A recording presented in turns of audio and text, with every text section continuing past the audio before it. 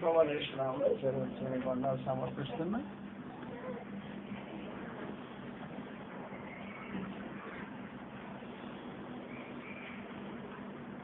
మీ నిరీక్షణ ఏమో నాకు తెలియలా. ప్రభువైన యేసు తన శిష్యులైన వారికి ఆఖరి దినాల్లో, అంటే భూమి మీద ఆయన జీవించే చివరి రోజుల్లో ఒక వాగ్దానం చేశారు. ఆయన చేసిన వాగ్దానము తన తండ్రి ఇల్లు, తండ్రి ఇంటికి తీసుకెళ్తానని ప్రభువైన యేసు తన శిష్యులైన వారికి వాగ్దానం చేశారు. గ్రంథంలో ఇల్లు, ఆయన ఇల్లు అనడానికి రెండు రకాలైన నిర్వచనాలు ఉన్నాయి. మొదటి నిర్వచనం హెబ్రీలకు 3వ అధ్యాయంలో ఈ నిర్వచనాన్ని చూస్తాం. హెబ్రీ 3వ అధ్యాయం 1 నుండి 14 చదువుతాం. ఇందువలన పరలోక సంబంధమైన పిలుపులో పాలు పొందిన పరిశుద్ధ సహోదరులారా, మనం ఒప్పుకున్న దానికి అపోస్తలులను ప్రధాన యాజకుడిని యేసు మీద లక్ష్యం ఉంచుడి. దేవుని ఇల్లంతట్లో మోషే నమ్మకముగా ఉండినట్టు, ఈయన కూడా తను నియమించిన వారికి నమ్మకముగా ఉండెను. ప్రతి ఇల్లును ఎవడైనా ఒకరి చేత కట్టబడును. సమస్తమును కట్టిన వాడు దేవుడే. ఇంటికంటే దాన్ని కట్టిన వాడు ఎక్కువ ఘనత పొందినట్లు ఈయన మోషే కంటే ఎక్కువ మహిమకు అర్హుడుగా ఎంచబడదు. ముందు చెప్పబో సంగతులకు సాక్షాత్తుగా మోషే పరిచారకుడై ఉండి దేవుని ఇల్లంతటిలో నమ్మకంగా ఉండెను. అయితే క్రీస్తు కుమారుడై ఉండి ఆయన ఇంటి మీద నమ్మకంగా ఉన్నాడు. ధైర్యమును నిరీక్షణ వల్ల ఉత్సాహమును తుదమట్టుకు స్థిరముగా చేపట్టిన ఎడల మనమే ఆయన ఇల్లు అని సమాచారం. ఒక నిర్వచనం ఇది. దేవుని ప్రజలు ఆయన ఇల్లు అనే నిర్వచనం. దేవుని ప్రజలందరి మీద మోషే నమ్మకంగా ఉన్నాడు. ఇశ్రాయేలు జనాంగం 1,00,000 మంది ప్రజలు,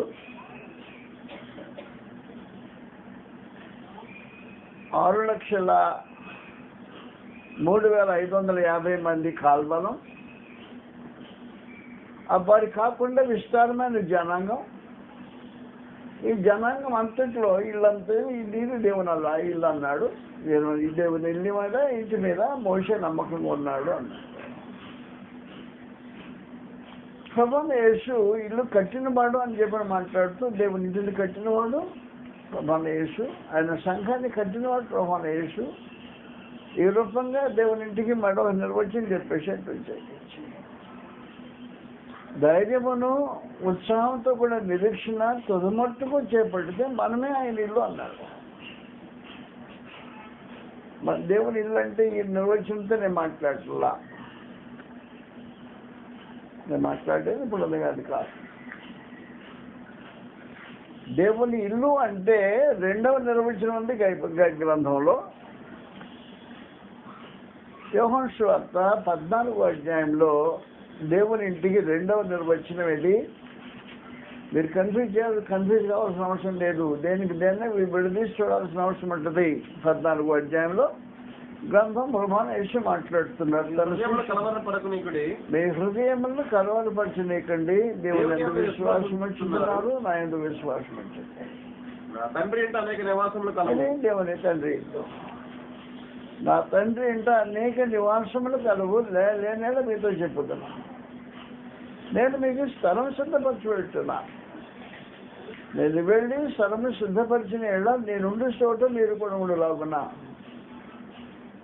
అది ప్రాముఖ్యమైన సంగతి. కాబట్టి క్రీస్తు ఉండే చోట మనం ఉండటం అనే ఒక విశేషమైన కార్యక్రమం. ప్రభువైన యేసు ఎక్కడ ఉంటాడు, అక్కడ నీవు ఉండాలి అనే ఒక భావన గ్రంథంలో దేవుని గురించి మాట్లాడేది. ధైర్యమును ఉత్సాహంతో కూడా నిరీక్షణను తుదమట్టుకు పెట్టుకుంటే మనమే దేవుని ఇల్లనే భావన సంఘానికి సంబంధించింది. దేవుని ప్రజలకు సంబంధించింది.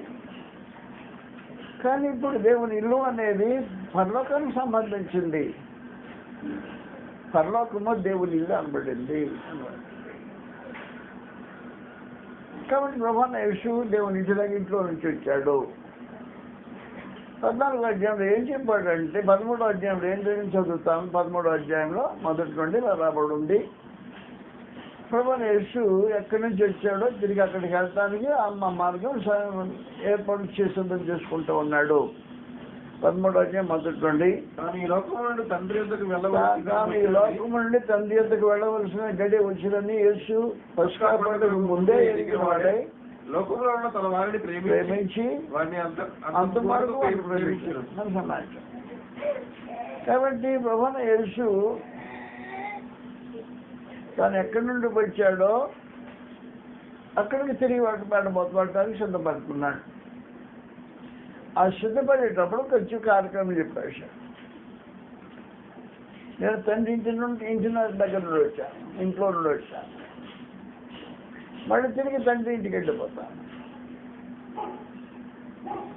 తండ్రి ఇంటికి వెళ్ళేటప్పుడు ఎందుకు వెళ్తున్నానంటే ప్రస్తుతం మీ కొరకు స్థలం సిద్ధపరచడానికి వెళ్తున్నా. నేనుండే స్థలంలో మీరు కూడా ఉండేలాగునా మళ్ళా వచ్చి తీసుకుని వెళ్తానని వాగ్దానం చేశాడు. ఎవరిని తీసుకెళ్తాడు? ఎవరికి వాగ్దానం వర్తిస్తుంది? జనమందరికి వర్తిస్తుందా? శిష్యులందరికీ వర్తించదు. ప్రభువైన యేసు తన శిష్యులతో మాట్లాడిన సందర్భంలో ఇది శిష్యులందరికీ వర్తించదు అని చెప్పడానికి ఇస్కరియోతు యోధ వారి మధ్య నుంచి లేచి వెళ్ళిపోయిన తర్వాత మాట్లాడుతున్నారు. ఇస్కరియోతు యోధ లాంటి వాళ్ళకి దేవుని ఇంటితో సంబంధాలు ఉండవు. దేవుని ఇల్లు కావాలి అంటే కేవలం ప్రభువైన యేసు శిష్యుడిగా తిరగటం మాత్రమే కాదు. 3.5 సంవత్సరాలు రమారమి ఇస్కరియోతు యోధ ప్రభువైన యేసుతో పాటు అన్న శిష్యులో ఒకటిగా ఆయనతో నడిచాడు, పండుకున్నాడు, కార్యాలు జరిగించాడు, లేచాడు. ప్రభువైన యేసు చేసిన వింతలు వినోదాలు చూస్తున్నాడు. ఆయన పరిచయంలో పనిలో భాగస్వామి అయ్యాడు. కానీ చివరి దగ్గర నుంచి చివరి దాకా నిలబడి ఉన్నా. అతను లేచి వెళ్ళిపోయిన తర్వాత ఈ కార్యక్రమాలు జరుగుతున్నాయి. కాబట్టి 13వ అధ్యాయంలో ప్రభువైన యేసు మాట్లాడుతున్నప్పుడు ప్రత్యేకమైన సంబంధం. శిష్యుడు అయితే కేవలం శిష్యుడైతే సరిపోదు అనే సంగతి నీకు తేటగా తెలియబడుతుంది.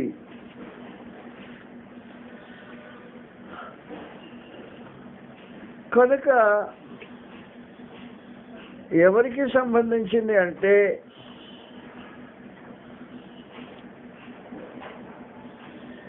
26 వచ్చి 25, 27 వచ్చిలో అతడు యేసు రవ్వను అనుకుని ప్రభువా వాడెవడని అడిగాను.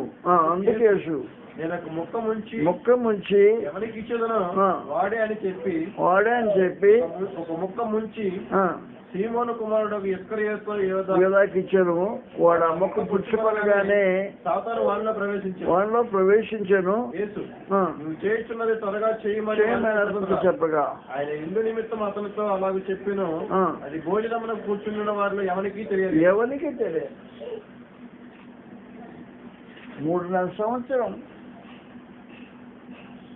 ప్రభువైన యేసుతో పాటు తిరుగుతూ శిష్యుల ఒకటిగా జీవితం కొనసాగించుతూ తాను చేయడానికి ఉద్దేశించిన కార్యం ఎవరికి తెలియకుండా రహస్యంగా దాచిపెట్టి కార్యక్రమం కొనసాగించాడు. తాను ఎవరై ఉన్నారో తనకు తెలుసు. తర్వాత తన ప్రభువైన యేసుకు తెలుసు. ప్రక్కన కూర్చున్న 11 మందికి తాను ఎవడై ఉన్నాడో తెలియదు. ఆ రహస్యాన్ని తనలో దాచుకొని అతను సాతాను సంబంధి ప్రభువైన యేసుతోనే ఉన్నాడు. ప్రభువైన యేసుతో తిరుగుతున్నంత మాత్రాన ఆయన శిష్యుల్లో ఒకటిగా నిలబడి ఉంటాడు అనేవాడు వాస్తవం కాని సమాచారం. ప్రభువైన యేసు దాన్ని బయట పెట్టేశాడు. తను ముందుగా మాట్లాడుకొచ్చుకున్నాడు, అగ్రిమెంట్ చేసుకొచ్చుకున్నాడు. తను నేరుగా వెళ్ళి ప్రధాన యాజకుల దగ్గరికి వెళ్ళి, నేను ఆయన అప్పగిస్తాను, మీరు నాకేమిస్తారు అని అడిగితే 30 వెండి నాణ్యాలు చూసి అతని చేతికి ఇచ్చేసి పంపించేశారు. ఇక నీ పని వచ్చాయి. కాబట్టి ప్రభువైన యేసును అప్పగించడానికి పూనుకున్న మనిషి పక్కనే కూర్చుండి ఎరగనట్టు, ఎవరికి తెలియనట్టు, తానెవరో తనకు తెలుసు, తానెవరో ప్రభువైన యేసుకు తెలుసు. అంతరంగా వెలిగిన వాడు కాబట్టి ఆయనకు మాత్రమే తెలుసు. అలాగున వ్యక్తిత్వాన్ని దాల్చుకొని వేషానికి కనబడుతున్న శిష్యుడిగా ఉంటే నీకు తండ్రి ఇల్లు సంబంధించింది కాదు. అలాంటి వారికి తండ్రి ఇల్లు సంబంధించింది కాదు. అందువల్ల ప్రభువైన యేసు ఏం చేశాడు అంటే, తండ్రి ఇంటిని కూర్చిన వాగ్దానం చేయకమునుపు ఇతన్ని బయటికి పంపించేశాడు. అతనే వెళ్ళాడు బయటికి. ఆ మాటకు వస్తే అడిగాడంట, మీలో ఒకడు నన్ను అప్పగించబోతున్నాడు అని చెప్పేశాడు ప్రభువైన యేసు. ఎవరికి తెలియలా. నేనా ప్రభు అనుకుంటాడు. అడుగుతుంటే తాను కూడా నేనా ప్రభు అనే డైలాగ్ వచ్చేసాడు. మనుషులకు మోసగించడం ఈ కార్యక్రమం జరిగించేసాడు. అయిపోయిన కార్యక్రమం. నేనే ప్రభువా అని అనుకుంటే, అడిగితే, చెప్పితే సమస్య తీరిపోయేదేమో. నేనే ప్రభువా అప్పగించడానికి కోరుకున్నవాడిని. ఇదిగో నా దగ్గర పనులు, నేను నా అప్పగించిన సొమ్ము ఇక్కడే ఉంది. నేను అప్పగించడానికి పూనుకున్నవాడిని అని చెప్పలా. శిష్యుడైనట్టు, భక్తుడైనట్టు నటన చేస్తూ కూర్చునేవాడు. డబ్బు సంచి దగ్గరే ఉంది.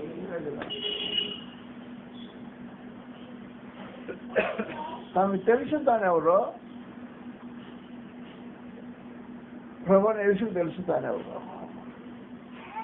అలాగున వాస్తవానికి తన వ్యక్తిత్వాన్ని దాచుకోగలిగిన ఒక విశేషమైన వ్యక్తి ఇస్కరియోతు అక్కడ కూర్చున్నాడు. కాబట్టి ఇప్పుడు ఏం జరిగిందంటే 18 వచ్చి సంగతులు మీరు ఎరుగురు కనుక నేను పెట్టింది మీరు ధన్యులు అని నేను అడుగురు. మిమ్మల్ని అందరినీ కూర్చి నేను చెప్పలేదు, నేను ఏర్పరచుకున్న వారిని నేను అడుగుతున్నాను. కానీ నాతో కూడా భోజనం చేయవాడు నాకు విరోధంగా తన మడిమనెత్తాను అని చెప్పేసి సంతానికి మడిమెత్తాడట. నన్ను నాతో కూడా భోజనం చేస్తున్నవాడు. కాబట్టి వాస్తవానికి ప్రభురాత్రి భోజనం నేడు చేసే మనుషుల్లో ఎంతమంది అంతరంగాన్ని పరిశీలన చేసుకోకుండా ఆయనతో కలిసి భోజనం చేస్తున్నారో జాగ్రత్త గుర్తుపెట్టుకో. నువ్వెవరో నాకు తెలుసు, నువ్వెవరో నీకు తెలుసు. వీళ్ళందరూ తెలియకపోవచ్చు. నువ్వు సాతాను సంబంధించి. కాబట్టి ప్రభువైన యేసు చెప్పేసాడు, మీరు ఒకడు నన్ను అప్పగించబోతున్నాడు అనేటప్పటికి ఎవరు ప్రభు అనేటప్పటికి యోహాను పక్కన కూర్చున్నాడు. తక్కువ వైపున అపోస్తలుడైన యోహాను కూర్చుంటాడు. పేతురు సైకి ఎవడో కనుకయ్యా అని చెప్పాను. పేతురు సైకి చేస్తే యోహాను అడిగాడు, అయ్యా ఎవరండి మేము అప్పగించబోయేది అని అడిగితే, నేను ఒక ముక్క ముంచి ఎవరికి ఇస్తానో వాడు అని చెప్పేసి ముక్క ముంచి ఏదో చెప్పి ఇచ్చేసాడు. ఇతడు నన్ను అప్పగించబోయేది. ఆ ముక్క తీసుకున్నాడు. సాతాను లోపలికి ప్రవేశించాడు, బయటికి వెళ్ళిపోయాడు. బయటికి వెళ్ళిపోయిన తర్వాత ప్రభువైన యేసు మాటలు మాట్లాడుతున్నాడు. 14వ అధ్యాయంలో అది వెళ్ళిపోయిన తర్వాత జరిగిన కార్యక్రమం ఇది.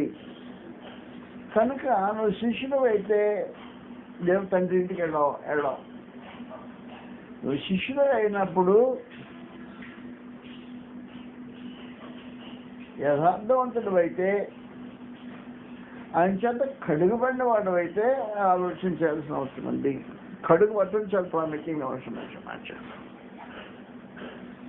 కడుగుపడకుండా ప్రభువుని యేసుతో పాలు ఉండదు. అంత ముందుగా చెప్పేసి ఏం చేశాడంటే తన వారిగా ఉండాల్సిన అవసరం ఉంది. ప్రభువుని యేసు ఈ వాగ్దానము తన వారైన వారికి చేసిన వాగ్దానం. తన వారిగా ఉండాలి, లోకస్తుడిగా ఉండకూడదు, శాతాను సంబంధిగా ఉండకూడదు, పరాయవాడిగా ఉండకూడదు. తనవాడై ఉండటం అనేది చాలా ప్రాముఖ్యంగా ఉంటుందంటుంది. నువ్వు ఆయన వాడివేనా? ముందు ఈ వాగ్దానము తన వారికి చేయబడిన వాగ్దానం కనుక 13వ అధ్యాయంలో గ్రంథం ఇలాగంది, తాను ఈ లోకం నుండి తండ్రి యొద్దకు వెళ్ళవలసిన గడి వచ్చింది. యేసు పస్కా పండుగకు ముందే ఎరిగిన వాడై లోకంలో ఉన్న తన వారిని ప్రేమించేది సమాచారం. తన వారిని ప్రేమించి వాడిని అంతవరకు ప్రేమించాడు. వాస్తవానికి ప్రభు అయిన యేసు వారిగా ఉండటం అనేది ఒక అవసరమైన కార్యక్రమం.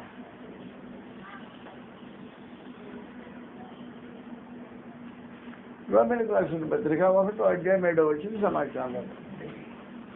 రోమీలకు 1వ అధ్యాయం 7వ వచనంలో క్రీస్తు వారిగా ఉండటం అనే విశేషమైన సమాచారం. మీరును వారిలో ఉన్నవారై యేసుక్రీస్తు వారిగా ఉండటకు, అది సంగతి. యేసుక్రీస్తు వారిగా ఉండటకు పిలువబడి ఉన్నారు. కరెక్ట్. నువ్వు యేసుక్రీస్తు వారిగా ఉంటాను పిలువబడ్డావు. నువ్వు ఎవరు వాడివి అనే సంగతి నీకు తేటగా తెలియటం చాలా అవసరమైంటుంది.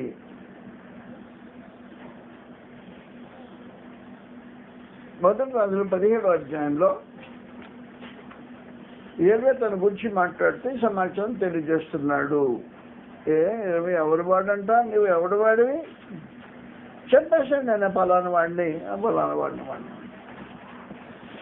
అలాగే రోజున ఏం కావాలంటే మనుషులు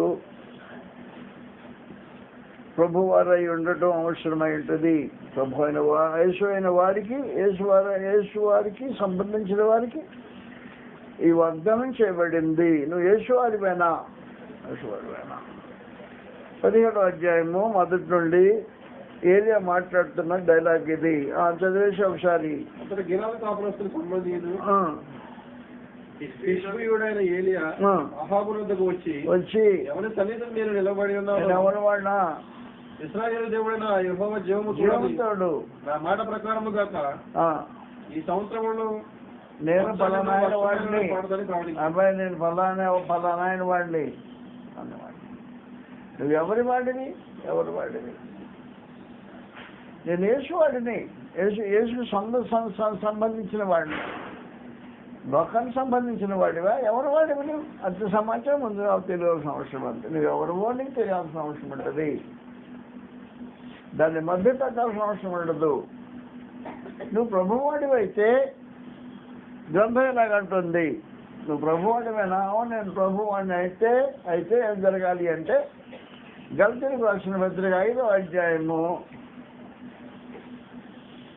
24వ వచనం సమాచారం రాబడింది. తండ్రిలు ఎవరికి అంటే క్రీస్తు వారికి తండ్రిలు వాగ్దానం చేయబడింది. 25వ వచనం క్రీస్తు సంబంధులు 4వ అధ్యాయం కదా 5వ అధ్యాయమా క్రీస్తు సంబంధులు. నువ్వు ఎవరు సంబంధి చెప్పేసి. కాబట్టి ఏలేదు చెప్పండి, ఎవరి సంబంధం అంటే ఆ జీవగల దేవుడిని యెహోవాతోడిని ఆయన సంబంధిని అన్నట్టు ఈ రోజు నీవు క్రీస్తు సంబంధమేనా?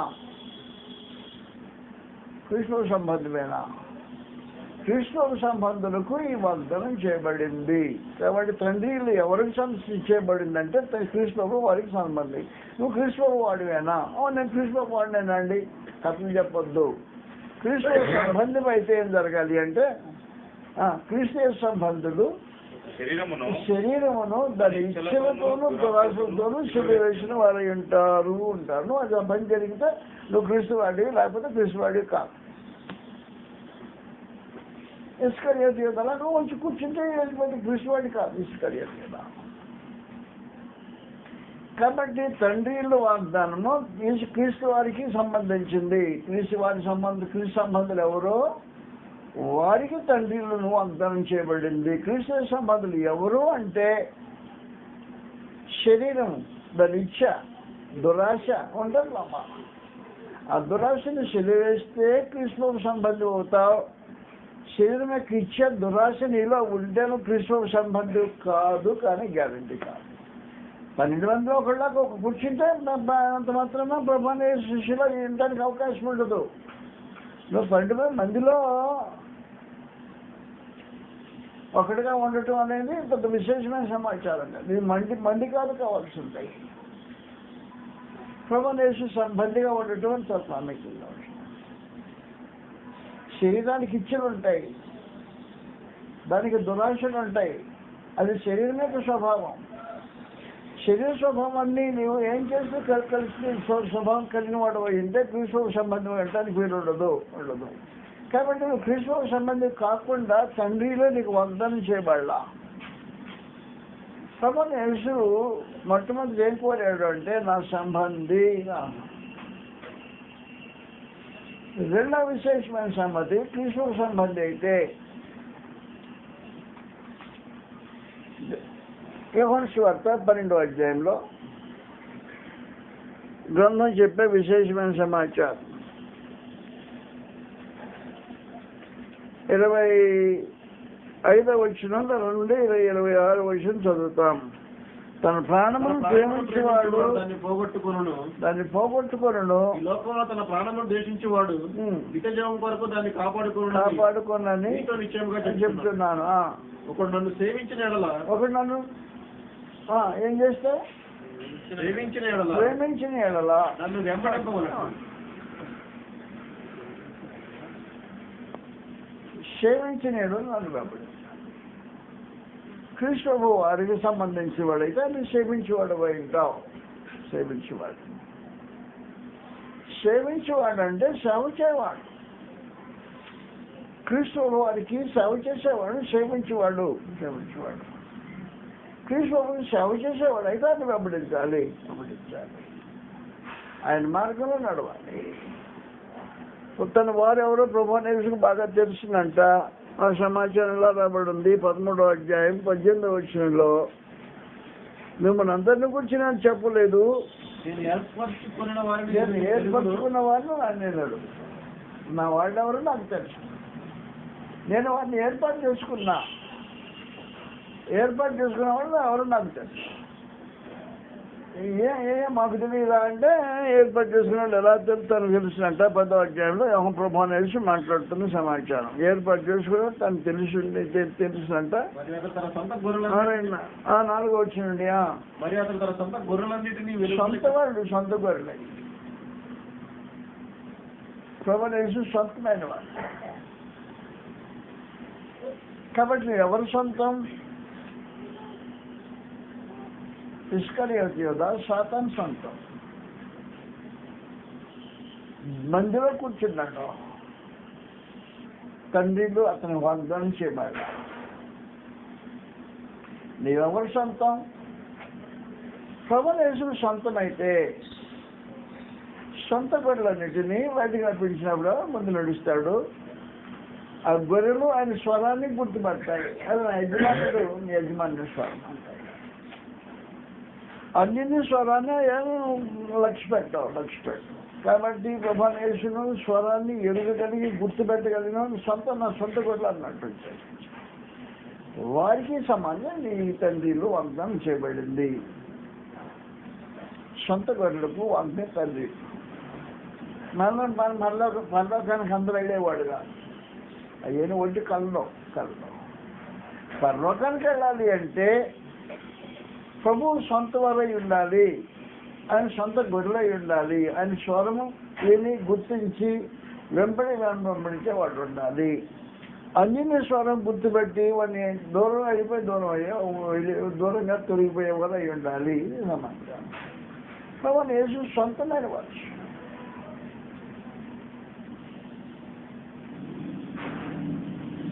ఇది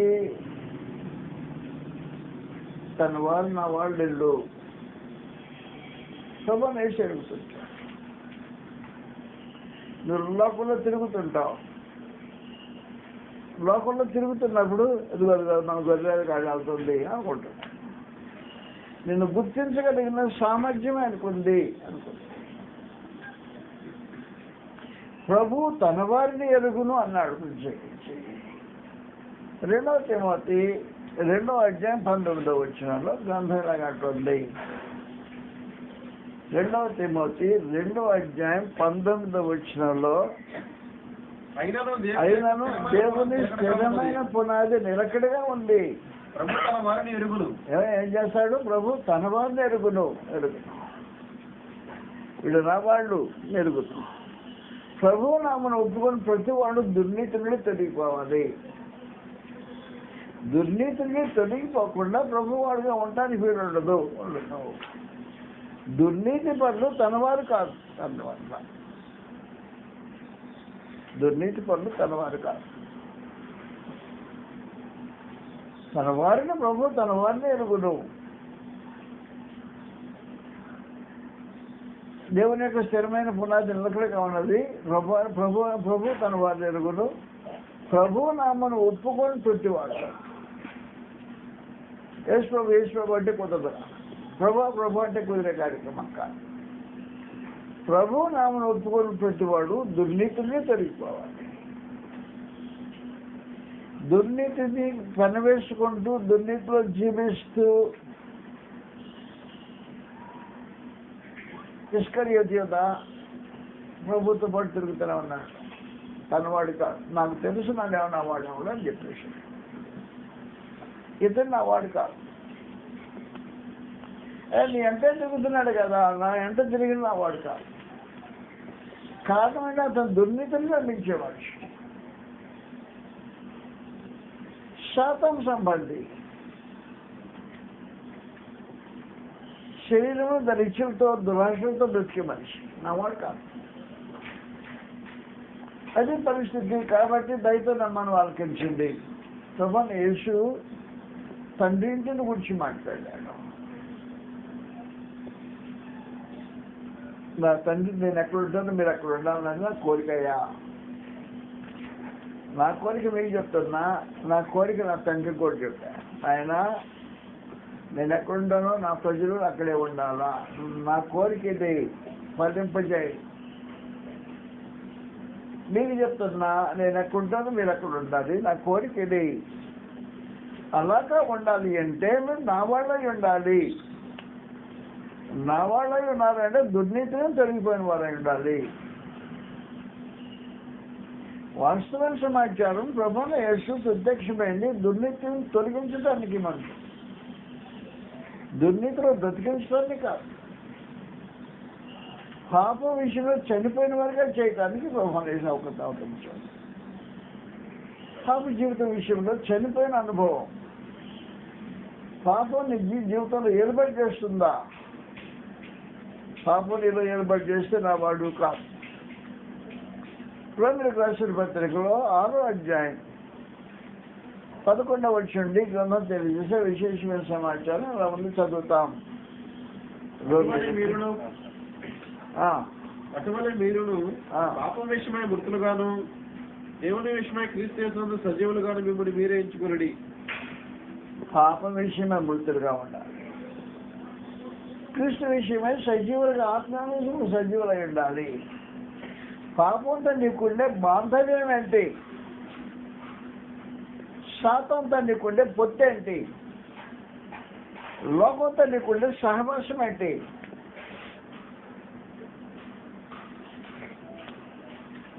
లోక సహవాసము, శాతంతో పొత్తు,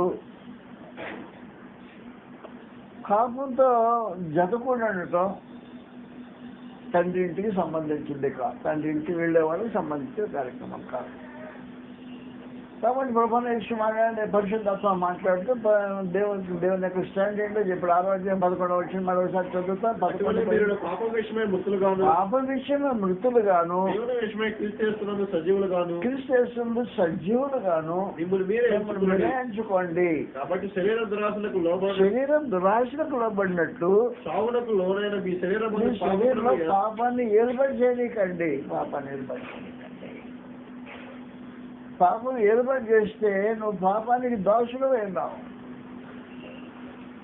పాపం నుండి దాసుని స్వతంత్రంగా చేయడానికి నేను వచ్చా. ఆ స్వాతంత్రాన్ని అనుభవించలేదు అనుకో, నా ప్రజలు నా వాడు కాదు. కాబట్టి పాపం నుంచి స్వాతంత్రం అనుభవించడం ప్రాముఖ్యంగా అవసరమైంది.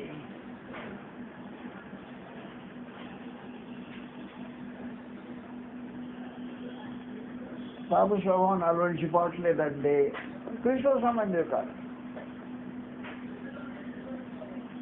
చదువుతాం తర్వాత వచ్చినలో ఇలా కూడా ఉంది. మీ అవయవములను దుర్నీతికి సాధనాలు పాపానికి అప్పగించకండి. మీ దేహంలో పాపముని జరిగినకండి. అయితే మృతుల నుండి సజీవులం అని అనుకొని ఇప్పుడు మీరే దేవునికి అప్పగించుకోండి. మీ అవయవములను నీతికి సాధనాలుగా దేవునికి అప్పగించండి. ఈ అవయవాల్లో నీతి జరగాలి. నీతి జరగాలంటే నీ చేతిలో నీతి జరగాలి. పాపం జరగకూడదు, మోసం జరగకూడదు. నీ కాళ్ళు నీతికి సాధనాలుగా వాడబడాలి, పాపం చేయడానికి సాధనాలు కాకూడదు.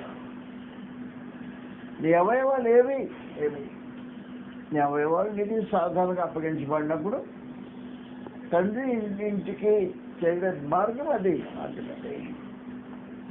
కాబట్టి దయతో నన్ను అనుమానించండి. మీకు నిజంగా కోరికుంటే తండ్రి ఇంటికి వెళ్దామని ఆలోచన ఉంటే క్రీస్తు ప్రభు వాడిగా మార్చబడాలి, లోకం వాడిగా కాదు, సాతాను వాడిగా కాదు, శరీర సంబంధిగా కాదు. రెండు, నువ్వు తండ్రి ఇంటికి వెళ్ళాలని కోరుకుంటే క్రీస్తు ప్రభు ఎక్కడ ఉండాలో అక్కడ ఉండాలని కోరుకుంటే ఆయన వాడిగా ఉండాలి, తన వాడిగా ఉండాలి. తన వాడిగా ఉంటే ఏం జరగాలో చెప్పిన సమాచారం మీకు వివరించాను. క్రీస్తు సంబంధించి శరీరం ధరించుకుంటూ దురాశతో సిలువేసిన వాడు. ప్రభానేశుని ఎదిగిన వాడువై ఉండాలి. ఆయన ఎవరో నీకు తెలియాలి. ఎవరైనా నీకు యోహాను సువార్త 13వ అధ్యాయంలో వారికి ఆయన ఏమై ఉన్నాడు అనే సంగతి గ్రంథంలో ఆయన ప్రభు అనే విషయంలో మాట్లాడుతున్నాడు. 13వ వచనంలో 13వ అధ్యాయం 13వ వచనం యోహాను సువార్త, బోధకుడనియు ప్రభువనియు మీరు నన్ను పిలుచుతున్నారు. ప్రభు అని మీరు నన్ను పిలుస్తున్నారు. నేను బోధకుడును ప్రభువును కనుక బోధకుడును ప్రభువును కనుక న్యాయమే. నేను ప్రభువును, మీకు మీ యజమానిని, మీ ఏలికన్నే, మీకు బోధించేవాడు నేను, మీ సందేశం ఇచ్చాను నేను. నా సందేశం నా మీరు తీసుకోవాలి, నా ఆధ్వర్యంలో నా నడిపిలో మీరు ఉండాలి. మీరు బోధకుడని ప్రభు అని నన్ను పిలుస్తున్నారు. కొత్త డైలాగ్ చేసేవాడు మనుషులు బయలుదేరారు. ఏమని పిలవాలి ఆయన్ని? మా అన్నయ్యని పిలవాలని మొదలెట్టాడు. మాట్లాడు అపోస్తుడు బోధనే మాట్లాడుతున్నాడు. ఏమని ప్రభునేసి మాట్లాడుతున్నారు. నన్ను ఏమని పిలవాలి మీరు పిలుస్తున్నారు? మీరు బోధకుడని ప్రభు అని మీరు నన్ను పిలుస్తున్నారు. నేను బోధకుడిని ప్రభుని వాస్తవాన్ని సమాచారం. నేను బోధకుడిని అయితే నా బోధ మీ జీవితంలో ఆచరణ యోగ్యం కావాలి. నేను ప్రభువుని అయితే నా అధికారం మీ జీవితంలో ప్రత్యక్షం కావాలి. కార్యక్రమం ఇది. మీరు నన్ను ఎలా తెలుస్తున్నారు? అలా పిలవడం న్యాయమే. నేను బోధకుడినే, ప్రభువునే. అలాగే నువ్వు ఆయన గౌరవించడం ప్రాముఖ్యంగా అవసరమవుతుంది. ప్రభునేసి ఒక మాట చెప్పాడు, నువ్వు ఒక రకం ఇంకో రకంగా ప్రవర్తించా. నీ బోధకుడు కాదా, ప్రభు కాదు. నువ్వు ప్రభు, ఆయనకి నీ బోధకుడు కాదా, ఆయన ప్రభు కాదు. అని చెప్పింది ఇలాగంటే నువ్వు బ్రతికేది ఇలాగైతే అర్థం ఏంటి? కాబట్టి బోధకుడు ప్రభు అయితే చెప్పినట్టు బతికేది పెద్ద విధానమైన సమాచారం. తండ్రి ఇంటికి వెళ్ళే మార్గం ఇది. తండ్రి ఇంటికి వెళ్ళేవారు ఏం చేయాలంటే, ప్రభువుని యేసు కేవలం శిష్యుడిగా ఉండాలి, మొదటి సమాచారం. కానీ ఇస్కరియోతు అన్నది శిష్యుడు కాదు. తన వారిగా ఉండాలి, సాతాను వారిగా ఉండకూడదు, లోకవస్తులుగా ఉండకూడదు అనుకున్నాం. తన వారిగా ఉంటే ఏం చేయాలి? శరీరం తన ఇచ్చిన దురాశలో సిలువేయాలి, లేకపోతే తన వాడు కాదు. కాబట్టి ఆయన స్వరం వినగలగాలి, వెంబడించబడాలి. అన్ని నుంచి తెలియపోవాలి. తండ్రి ఇంటికి వెళ్ళే మార్గం, తండ్రి ఇంటికి వెళ్ళాలి అని ఆలోచన కలిగితే ప్రభనేసి మాట్లాడాడు, నా తండ్రి ఇంట్లో అనేక నివాసాలు ఉన్నాయి, లేకపోతే మీతో చెప్పేవాడిని. నేను మీకు ఎవరికి? శిష్యులైన వారికి, తన వారిగా ఉండేవారికి, తన స్వరం విని వెంబడించే వారికి, లోకమే సాతాను దూరం తొలగిన వారికి ఒకరి సమాచారం, తన వారికి సమాచారం.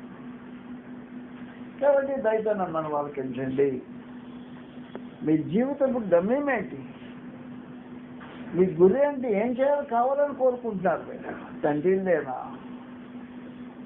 తండ్రిలే కావాలని కోరుకుంటే జీవితంలో అనేక విధమైన మార్పులు జరగాల్సిన అవసరం ఉంటుంది. అలా కాకుండా ఊరికనే మందిలో ఎలాగంటే ఇస్కరియోతు కూడా చాయిస్ తాను కూడా ఉంది అన్నమాట. కానీ తండ్రి ఇంటికి వెళ్ళే అవకాశాలు లేవు. ఇస్కరియోతుకి అవకాశం దొరికిందంటే అపోస్తలుల కార్యం 1వ అధ్యాయంలో తనకు దొరికిన అవకాశ భాగ్యం ఇది. ప్రత్యేకించి ప్రభువైన యేసుతో కూడా ఉండి తాను సంపాదించుకున్న విశేషమైన సమాచారం ఇలాగ ఉంది. అపోస్తలుల కార్యం 1వ అధ్యాయంలో గ్రంథం ఇలాగ ఉంది. 24వ వచనంలో ఇలా ఉంది, ఇట్లనే ప్రార్థన చేస్తుంది, అందరూ హృదయములు ఎరిగి ఉన్న ప్రభువా తన చోటికి పోవటకు యోధా తప్పిపోయి, తన చోటికి పోవడానికి నువ్వు యోధా తప్పిపోయి పోగొట్టుకున్న ఈ పరిచర్యలోను అపోస్తలత్వంలోను యోధ ఏం చేశాడు? ఈ పరిచర్యలో పాలు పొందడం అనుకున్నాడు, అపోస్తలత్వాన్ని పోగొట్టుకున్నాడు, క్రీస్తు సహవాసాన్ని పోగొట్టుకున్నాడు, నిత్యత్వాన్ని పోగొట్టుకున్నాడు. ఘోరమైన లాస్. ఇంత ఘోరమైన లాస్ పొందిన మనిషి ఏం చేశాడు అంటే తను తెచ్చుకున్న డబ్బులు కూడా దక్కించుకోలేకపోయాడు. ప్రభు నమ్మి 30 వెండి నాణాలు సంపాదించాడు. ఇది ధనాపేక్ష. 30 వెండి అని కోట్లు కాదు, 30 వెండి నాణ్యాలే సంపాదించాడు. ప్రభు నమ్మేసుకుని 30 వెండి సంపాదించుకున్నాడు. దక్కించుకున్నాడా? దక్కించుకోవాలా?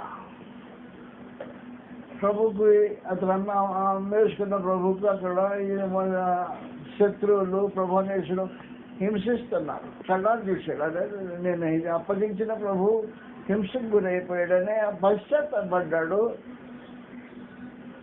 అయ్యా ప్రభు దగ్గరికి వచ్చే మనసు లేదు, మనసాక్షి అంగీకరించటంలా.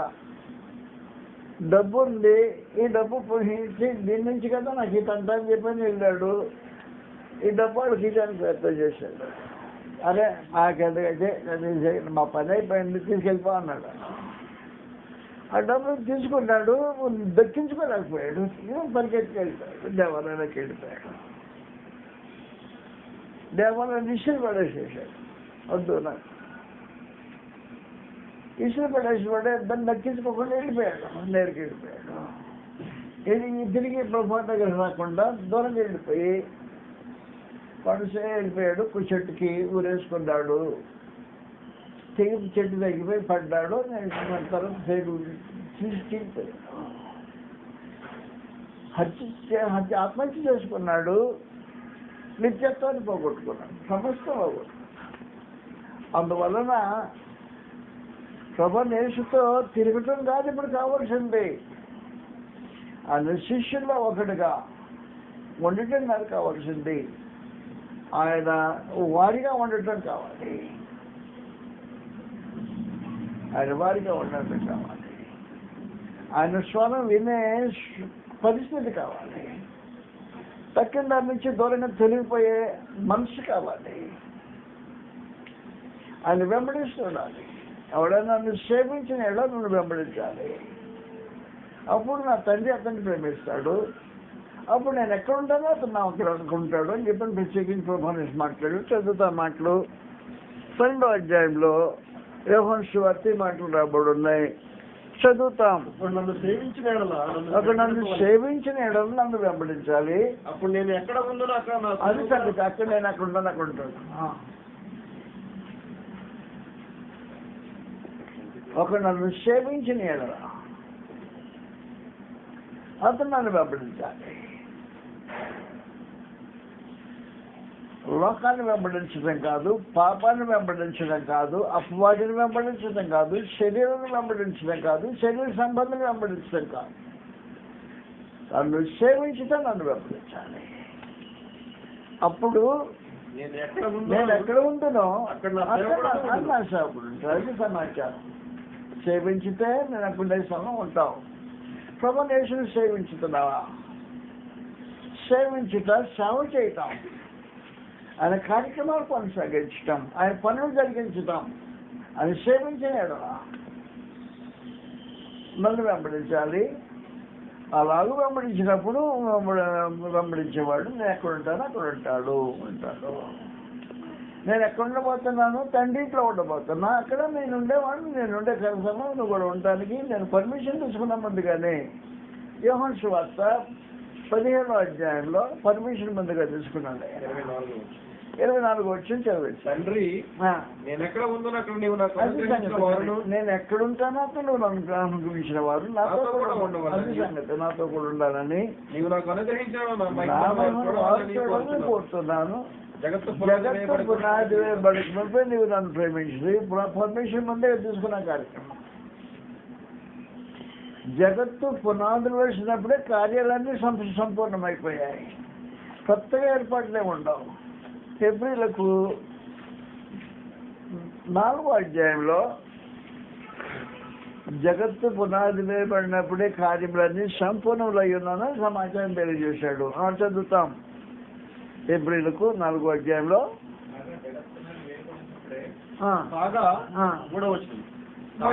కాగా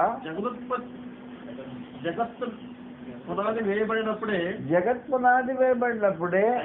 కార్యములన్నీ సంపూర్ణంలో అయిపోయిన కార్యక్రమం కొత్తగా ఏర్పాట్లు ఏం చేయడానికి ఉండదు.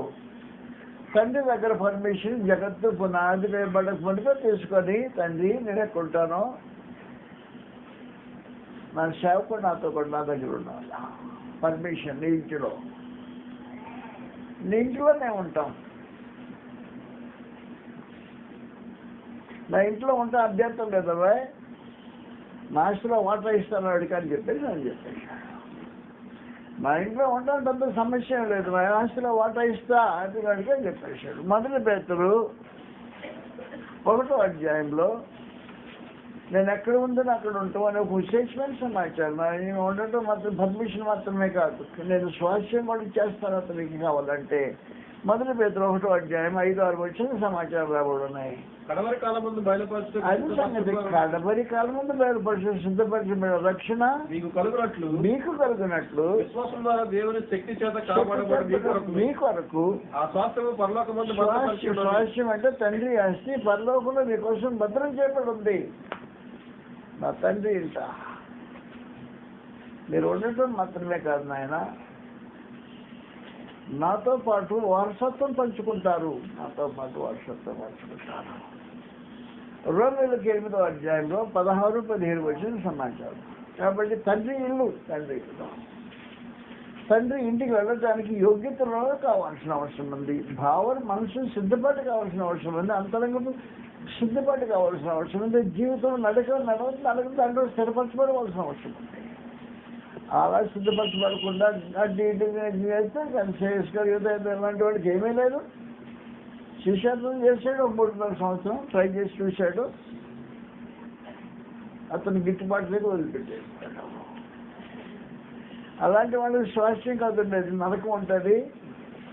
తండ్రి ఇల్లు కాదు చెప్పేసి తను పోవాల్సిన స్థలానికి వెళ్ళిపోయాడు అని చెప్పేసి ఇస్కరియోతు గురు మాట్లాడాడు అని చెప్పేసి చదువుతాం. ఇప్పుడు ప్రత్యేకించి చదివేసేసి 8:16-17 మనం దేవుని పిల్లలమని ఆత్మ తానే మన ఆత్మతో కూడా సాక్ష్యం ఇస్తున్నాడు. మన పిల్లలమైతే వారసులము అనగా దేవుని వారసులము, దేవునికి వారసులం, క్రీస్తుతో కూడా మహిమ పొందుట.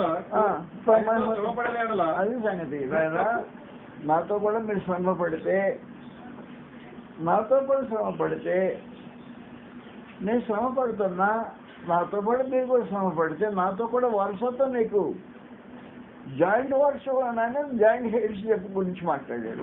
జాయింట్ హెయిర్స్ అది ప్రాపర్గా అందులో దేవుని యొక్క ఆస్తిలో జాయింట్ హెయిర్స్ అనే ఒక విశేషమైన సంగతి కృష్ణతో పాటు పాల్పొందే అద్భుతమైన అవకాశం. తండ్రి ఇంటికి వెళ్ళటం అనేది ధన్యకరమైన సంగతి.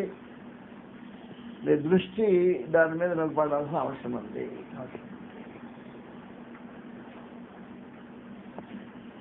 ఒకడు నన్ను సేవించితే నన్ను వెంబడించాలి. నన్ను వెంబడించడంలో నేను పోయే స్థలానికి వాళ్ళు రావాలి. నేను శ్రమానుభవంగా వెళ్తున్నాను, నాతో పాటు రావాలి. నాతో పాటు సమానంగా భావంతో నేను కలిసి వస్తే నాతో పాటు జాయింట్ హెయిర్స్ అవుతారు మీరు కూడా అని చెప్పేసి పిలిచేసి ఇది పరిస్థితి. అందువల్ల తండ్రి ఇల్లు పిచ్చిన దాని గురించి ఆలోచించారు. ఈ రోజున మనుషులు లోకంలో ఏం చేస్తున్నారంటే ప్రభువుని యేసు నమ్ముకుంటే పిచ్చిమైన కార్యక్రమాల వైపు మనుషులను ఆకర్షించడం ప్రయత్నం చేస్తున్నారు. నీకు ఉద్యోగం వస్తుంది, నీకు ఇంకేం సీట్ వస్తుంది, నీకు అది వస్తుంది, ఇది వస్తుంది, ఆరోగ్యం వస్తుంది, రోగం వస్తుంది, ఈ మనుషులు చెప్తున్నారు. కాదు, చాలా అల్పమైన సంగతులు అవి.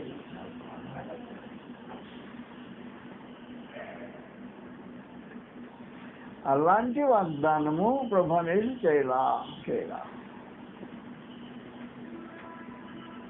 అందువల్ల ఆయన చేసిన సమాచారం చెప్పాడు. నన్ను వెంబడించితే నేను ఎక్కడుంటాను, నన్ను వెంబడించి నేను ఎక్కడుంటాను అక్కడ నువ్వు కూడా ఉంటావు. ఉండేటట్టు నీకు చెప్తున్నా, నా తండ్రి దగ్గర అనుమతి ముందే తీసుకున్నాను, ఏం సమస్య లేదు. నా తండ్రి ఇంటి దగ్గర ఉండడానికి అనుమతి తీసుకుంటే ఆయన ఏమన్నాడంటే నా ఆశలో వాగ్మోటి ఇస్తాను బారా అన్నాడు. స్వాస్థ్యం తండ్రి లాగా ఎలా ఉంటుందో నాకు తెలియదు. నేను బాగా ధనవంతుడు ఇల్లు చూశాను. ఇంటిలో ఒక అనాథ బిడ్డ ఇంట్లో వారసులు అయితే ఎంత బాగుందో అనిపించింది. ఆ ఇంటికి 2 మనుషులు ఉన్నారు. అద్భుతంగా ఉన్న ఇల్లు, ఇంటికి 2 వారసులు ఉన్నారు. కానీ ఒక అనాథ కూడా ఇంటికి వారసులు అయితే వారితో సమానంగా ఎట్టుంటుందో అని ఆలోచన చేశాను. ఊరికి ఆలోచనది అది ఇంటిలో యజమానులు ఒప్పుకు అంగీకరించడం, యజమానురాలు అంతకంటే అంగీకరించడం, ఆ పిల్లకాయలు అంతకంటే అంగీకరించడం. ఇప్పుడు ఏం జరుగుతుందంటే తండ్రి ఇంటిలో ఈ తండ్రి అంగీకరించాడు, కృష్ణ తనతో పాటు ఉండే జాయింట్ హెయిర్ ఆయన కూడా అంగీకరించాడు. ఆయన తండ్రి ఇంటిలో నేను మీకు స్థలం సిద్ధపరచి పెడుతున్నా, నేనుండే స్థలంలో మీరు కూడా ఉండాలి, అది నా కోరిక. అదైతే పని జరగాలి. నువ్వు నా వాడిగా ఉండాలి, నన్ను వెంబడించాలి, నా సేవ చేయాలి, నాతో సమానుభవం అనిపించాలి,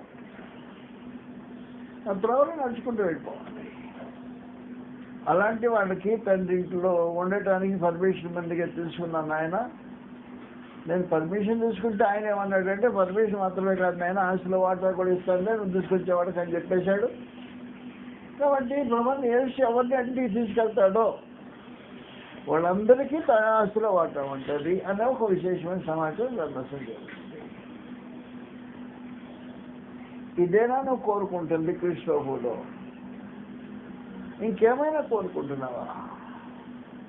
ఇంకేమైనా కోరుకుంటే గ్రంథం ఎలాగంటుంది. 1 కొరింథీ 15వ అధ్యాయం 19వ వచనంలో గ్రంథం తెలియజేసే విశేషమైన సమాచారం. మొదటి కొరింథీ ఈ జీవితకాలం 15వ అధ్యాయం 19వ వచనంలో ఈ జీవితకాలం మట్టుకే అయితే క్రీస్తులో నాకేమొచ్చింది, ఆరోగ్యం వచ్చింది, ఉద్యోగం వస్తుంది, ప్రమోషన్ వస్తుంది, ఇంకా అది వస్తుంది, ఇది వస్తుంది అనే ఈ చావు అంతే. ఈ జీవితం మటుకే క్రీస్తుని నిరీక్షించేవాడు దౌర్భాగ్యుడు, అందుకంటే ఇంకేమీ లేదు. కాబట్టి ఇలాంటి నిరీక్షణ పెట్టుకుని ప్రతి వాడు దౌర్భాగ్యుడే క్రీస్తున్నంత. ఇది కాదు. కాబట్టి ఈ జీవితకాలం మట్టికే, నీ చదువు జీవితకాలం మట్టికే, నీ ప్రమోషన్ జీవితకాలం మట్టికే, నీ ఆశ జీవితకాలం మట్టికే, నీ గొప్పతనం జీవితకాలం మట్టికే, నీ ఆరోగ్యం జీవితకాలం మట్టికే. దాన్ని నువ్వు కోరుకుంటే మనుషులందరికంటే దౌర్భాగ్యుడు. కాబట్టి పరమందం దేవుడు క్రీస్తు ప్రభునందు తండ్రి ఇంటిలో నివాసం, అది నిజంగా వాంఛించదగింది. జగత్తు పునాది వేయబడకొనుపు దేవుడు క్రీస్తు ప్రభునందు తను చేసిన ఏర్పాటులో ఒక భాగం ఇది. కేవలం ఇంటిలో ప్రవేశం మాత్రమే కాకుండా క్రీస్తు ప్రభుతో పాటు జాయింట్ హెయిర్స్ అంటే ఏం చెప్పండి ఆ మాటలు ఏం చేసే జాయింట్ హెయిర్స్ ఏమన్నారు తెలుగులో? క్రీస్తు ప్రభుతో పాటు సహవాసత్వం ఉంది. ఒక విశేషమైన సమాచారం. ఇలాంటి కార్యక్రమం కొరకు దేవుడు మనుషులను క్రీస్తు ప్రభునందు ప్రేరేపణ ఆకర్షించాలని ఉద్దేశించాడు. ఇది పరిస్థితి. తండ్రి ఇల్లు, తండ్రి ఇంటిని గురించి ముందుగా మీకు తెలియజేశా. తండ్రి ఇంటిలో దుఃఖం ఉండదు, వేదన ఉండదు, ఏడుపు ఉండదు. తండ్రి ఇంటిలో మరణం ఉండదు, తండ్రి ఇంటిలో మోసం ఉండదు, మోసగాండు ఉండదు. తండ్రి ఇంటిలో పాపం ఉండదు, స్వార్థపరులు ఉండదు. పాపం లేదు తండ్రి ఇంట్లో, అసూయకర కలహం ఏముండదు. పాప సంబంధమైన ఏ ప్రవేశం లేదు తండ్రి. అలాంటి ఇంట్లో కావాలని ఎవరు కోరుకోరు. యాకోబు ఇంట్లో ఉంది. యాకోబు ఇంటిలో ద్వేషము, అసూయ, కలహము. 12 మంది పిల్లకాయలు, 10 మంది పిల్లలు ఒకడు ఈ యోసేపు, 10 మంది అన్న అతను ద్వేషించేవాడు. దేవుడు తన సంకల్పాన్ని యోసేపు బయలుపరిచేవాడు, రాబోయే భవిష్యత్తును బయలుపరిచేవాడు. ఆ సంగతి చెప్తే అందరూ ద్వేషించేవాడు. నాన్న చెప్తే నాన్న కూడా కోపం తెచ్చుకునే పరిస్థితి. అందబ్బుల దగ్గర పోతే గోతులు వేసి కింద చేసిన సంగతి. ఈ భూమి మీద ఉన్న ఇల్లు, ఈ భూ సంబంధం ఇల్లు ఇది తండ్రి ఇల్లు అలాంటిది కాదు. పాప ప్రవేశం లేని తండ్రి ఇల్లు. కాబట్టి పాపం ఉన్నా ఎవడు ప్రవేశించకూడని ఇల్లు. నీ దగ్గర పాపం ఉంటే నువ్వు ప్రవేశించేదానికి అవకాశం ఉండదు. అందుకనే క్రీస్తు ఒక రక్తం చేత సంపూర్ణంగా శుద్ధి చేయబడిన తర్వాత శుద్ధి చేయబడిన స్థితిలో జీవితాన్ని కొనసాగించడం అవసరమైంటుంది. అంటే తండ్రి ఇంట్లో శుద్ధి చేయబడిన తర్వాత మళ్ళీ అంటించుకొని పోయేదానికి అవకాశం ఉంది. కడిగేసిన తర్వాత మళ్ళీ అంటించుకొని వెళ్ళిపోవడానికి అవకాశం ఉంది. అది తండ్రి ఇల్లు. అంటే పాపం లేని పరిస్థితిలో ఆయన ఏం చేశాడు అంటే చెప్పేసిన సమాచారం. పాపమునకు మీ అవయవాన్ని దాసులుగా ఇవ్వకండి. కడుగుపడ్డారు కదా, కడుగుపడిన వారు కడుగుపడిన పంది బురదలో పడినట్టు చేయకండి అని అంటారు. కాబట్టి తండ్రి ఇంట్లోకి వెళ్ళే వాళ్ళు కుక్కలు కాదు, పందులు కాదు. పంది లాంటి స్వభావం కలిగిన, కుక్క లాంటి బుద్ధి కలిగిన తండ్రి ఇంట్లో ప్రవేశం ఉండదు. కుక్కలు పందులు ఏం చేస్తాయో బ్రహ్మం తేటగా తెలియజేసింది. మనకు తెలిసిందే 2వ పేతురు పత్రిక 2వ అధ్యాయంలో 21-22 వచ్చింది ఇలా రాబడుతుంది. 2వ పేతురు 2వ అధ్యాయం. కుక్క తన వాంతికి తిరిగినట్టును కడుగబడిన పంది బురదలో దొరుటకు మళ్ళినట్టును నిజమైన సామర్థ్యం వారికి సంభవించింది అన్నట్టు. దాని కథ కింద చదివేసి వివరించడం మళ్ళీ చదివేసాయి. ఈ 2వ పత్రిక కాదు, కనబడిన పంది బుర్రలో తిన్నట్టును మళ్ళినట్లు చెప్పు వీరికి సంభవించను. ప్రియులారా, ఈ 2వ పత్రిక మీకు ఇప్పుడు రాయిచున్నాను. అయిపోయిందా? దాని కింద బట్టి 19వ వచ్చిండి సమాచారం రాబోతుంది. చదువుతాం. 19వ వచ్చి నుండి భ్రష్టత్వమునకు దాసులు అయ్యండి అట్టి వారికి స్వతంత్రం ఇస్తామని చెప్తాడు. భ్రష్టుడు స్వతంత్రం ఇస్తాడు, భ్రష్టుడు స్వతంత్రం వేయలేడు. అటు భ్రష్టుడు తానే భ్రష్టత్వానికి పాపపు భ్రష్టత్వానికి దాసులండి. స్వతంత్రం ఎవడెవడు చదువు. దేని వల్ల జయింపబడును దానికి దాసులగును కదా. వారు ప్రభువును రక్షకుడు యేసుక్రీస్తు విషయమైన అనుభవజ్ఞానం చేత లోకమాన్ని తప్పించుకున్న తర్వాత వాటిలో మళ్ళీ రుద్దుకున్నాడట. కడగబడ్డాడు, రుద్దుకున్నాడు. మళ్ళీ రుద్దుకోవడానికి వీల్లేదు పరిస్థితి. చిక్కుబడి జయింపబడిన ఎడల కడవరి స్థితి చెడ్డగా ఉంటుంది. కుక్క తన వాటికి తెలియకుండా చెప్పేసి. కాబట్టి ఒకసారి కడగబడిన తర్వాత మళ్ళీ రుద్దుకునే పరిస్థితి ఉండేవాడు తన దీంట్లో ప్రవేశించారు. కుక్క బయట ఉంటాయి. కుక్కలు లోనికి రానియకుండా చూసే బాధ్యత కొందరికి అప్పగించేసాడు. కుక్కలు లోనికి రానియడం. నా పట్టణం నుంచి కుక్కలు రాకుండా ప్రకటన గ్రంథంలో కుక్కను బయట పెట్టేశాడు అన్నాడు. కక్కి మళ్ళా తినేవాళ్ళు మళ్ళీ ఇంట్లోకి రావడానికి వీలు ఉండదు. కడగబడిన తర్వాత బురదలో మళ్ళీ పంది మళ్ళీ రావడానికి వీలు ఉండదు అని చెప్పి ప్రత్యేకంగా చెప్పేశాడు. బయట పెట్టేసిన కుక్కలను మాంత్రికులను చదివేసామాట చెప్పేసిన ముందు 22:15 కుక్కలను మాంత్రికులను నరహంతకులను విగ్రహారాధకులను అబద్ధములు ప్రేమించి జరిగించే వాళ్ళు బయట ఉంటాడు. లోపలికి రావడానికి తండ్రి ఇంటిలో ప్రవేశం తండ్రి జరిగే కార్యక్రమం కాదు. అందువలన దయకన్నా మనం ఆలకించండి. కడుగుబడిన తర్వాత పంది బురదలో దొరిడే స్వభావం పంది దానివల్ల పంది అంటారు. చేయలేని జట్టు కాబట్టి అలాంటి స్వభావం కలిగిన వారెవరు తండ్రి ఇంట్లోకి వచ్చే అవకాశాలు ఉంటావు. పాపాన్ని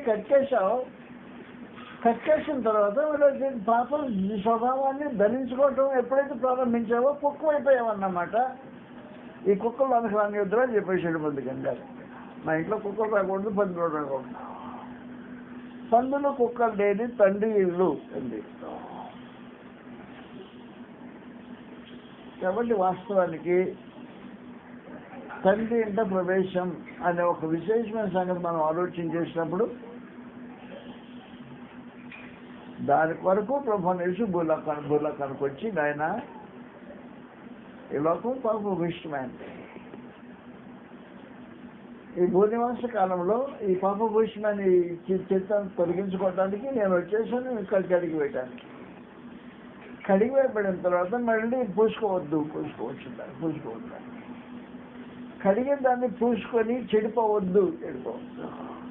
ఎక్కడి నుంచి దేని నుంచి మీరు కడగబడ్డారో దాని జోలికి పోకుండా బతకడం వల్ల చాలా ప్రాముఖ్యంగా అవసరమే ఉంటుంది తండ్రి ఇంటికి వెళ్ళేవాడు. అందువల్ల పరిస్థితి ఇది. దయతో మనం వాళ్ళకించండి. తండ్రి ఇంటి సిరీస్ నెంబర్ 2 అయిపోయింది. తండ్రి ఇంటి సిరీస్లో మళ్ళీ కొనసాగుతాం మనం. జాగ్రత్త గుర్తుపెట్టుకోండి. మీకు తండ్రి ఇంటికి వెళ్ళాలని ఆశ ఉందా? దానికి తగినట్టుగా బ్రతకాల్సిన అవసరం ఉంటుంది. ప్రార్థనకు వచ్చినంత మాత్రాన ఏం జరగదు. ఇస్కరియోతు యూదా కూడా ప్రభువుని వేసుకొని తిరిగాడు. తిరిగినంత మాత్రం వచ్చిందేమో లేదు. జీవితం ఆయన కావాల్సిన కోరుతుంది.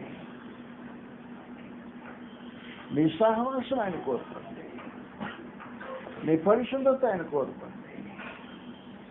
నీ భక్తి ఆయన కోరుతుంది. నియమం ప్రకారం నువ్వు బ్రతుకు ఆయన కోరుకుంది.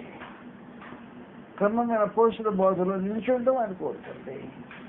ఈ విధంగా జీవితాన్ని కొనసాగించి కృపను అనుభవించాలని ప్రభు యేసుక్రీస్తు వారి పేరిట మీకు మనం చేస్తూ ముగించున్నాం. నమస్కారం.